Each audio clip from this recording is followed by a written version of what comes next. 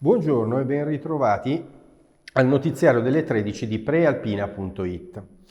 Incidente mortale ieri in Canton Ticino. A perdere la vita è stato un 85enne. Ferite in maniera molto grave altre 2 persone.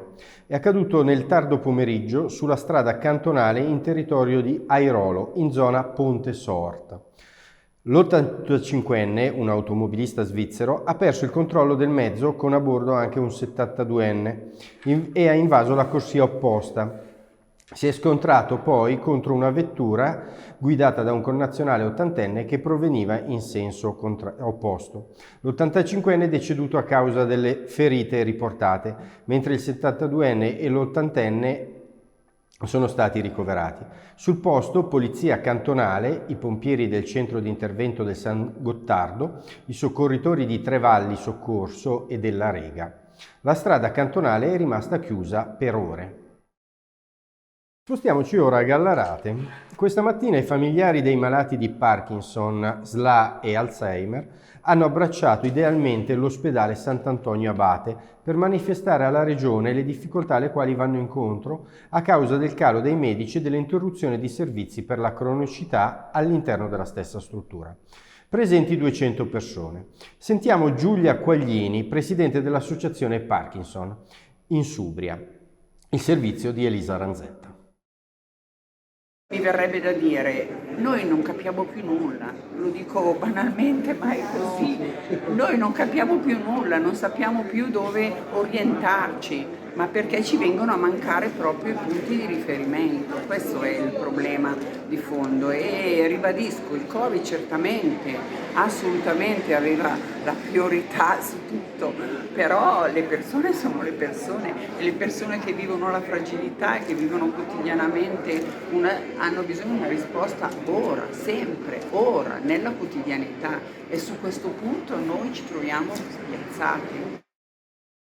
Fiamme nella notte in Val Vigezzo. Forse un difetto al sistema elettrico, ma non si escluderebbero altre cause, all'origine del rogo che ha distrutto un'auto a Santa Maria Maggiore, nella zona del centro del fondo. Prima il fumo, poi le fiamme, infine l'utilitaria divorata dal fuoco. Non si contano fortunatamente feriti. Le fiamme hanno interessato solo il veicolo. I vigili del fuoco vigezzini hanno dovuto lavorare per circa 2 ore per domarlo. Restano ancora da chiarire le cause. Sul fatto indagano i carabinieri. Da questa mattina Piazza del Podestà Varese è animata dal mercatino della Croce Rossa. Si raccolgono fondi per l'acquisto di un nuovo mezzo di soccorso. I particolari nel servizio curato dalla Prealpina.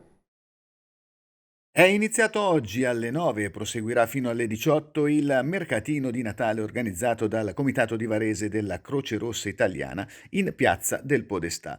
Ad animarlo sono decine di volontari della CRI che propongono alla cittadinanza per tutto l'arco della giornata prodotti preparati con cura per raccogliere fondi necessari all'acquisto di un automezzo utile alle numerose attività sociali che il Comitato porta avanti quotidianamente per stare vicino a chi ha più bisogno. Acquistando con un'offerta libera confezioni di polente e lenticchie, candele, stelle di Natale e altri prodotti, sarà dunque possibile sostenere le attività della Croce Rossa. Dalle 10 e fino alle 12 lo staff di infermiere e volontari si è dedicato, con la consueta dedizione, alla misurazione della glicemia. Chiudiamo con lo sport, calcio, campionato di Serie C. Oggi pomeriggio la Pro Patria affronta una sfida molto delicata sul campo del Mantova. Le parole della vigilia pronunciate dal tecnico dei biancoblù Luca Prina. È importante e fondamentale acquisire il più velocemente possibile e migliorare la mentalità di una squadra che lotta per salvarsi. Il fatto dei molti pareggi, è chiaro, adesso siamo quasi alla fine del girone d'andata, sicuramente certi numeri dicono qualche cosa. Siamo 2 squadre che magari sotto l'aspetto numerico dei gol segnati fino ad oggi non sono numeri elevati, quindi probabilmente quello incide anche poi sul risultato finale. Per noi è un aspetto che dobbiamo e vogliamo assolutamente migliorare, perché anche poi per salvarsi devi avere dei numeri da parte del reparto offensivo che devono essere superiori, ma io ho fiducia e so anche magari perché in questo primo periodo magari i nostri attaccanti hanno fatto qualche gol in meno di quello che è il loro potenziale, ma sono convinto che recupereranno e arriveranno a fine stagione a fare il numero dei gol che potenzialmente possono fare.